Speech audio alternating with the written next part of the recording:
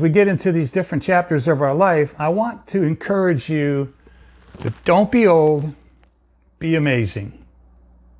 So what am I talking about?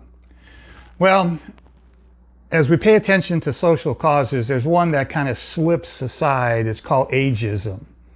And ageism is a discriminatory practice based upon someone's age, okay?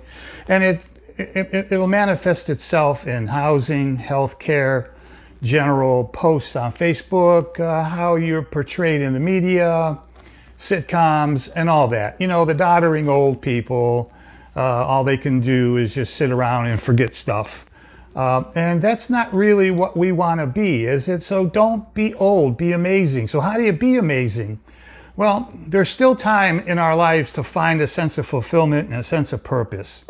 And we can do that in a variety of ways. One, on a personal level, that's a commitment to exercise, diet, healthy living, pursuing new interests, maybe even opening up a business. You know, there's no barriers to you doing what you think you need to do at this time of your life. Now, what do you do when you run into ageism? Well, the first thing you do is don't act like a stereotype. You know, like I run into that all the time with people saying, yeah, when, but you're this old. And I always reply with, you know, I know something you don't. I know that I made it to this point, and you younger ones, you don't know it. You got a lot in front of you before you get to where I'm at. But it all starts up here in your mental perception of yourself, okay? Now, you can choose to do what you like with your older years, but it doesn't mean that you have to choose inactivity. It doesn't mean that you have to go into what we call stasis, okay? Because if you do that, then you're falling right into the ageism trap. You allow people to stereotype you. You have leadership. Most of all, you have wisdom. And that's a valuable nugget that's part of our overall character.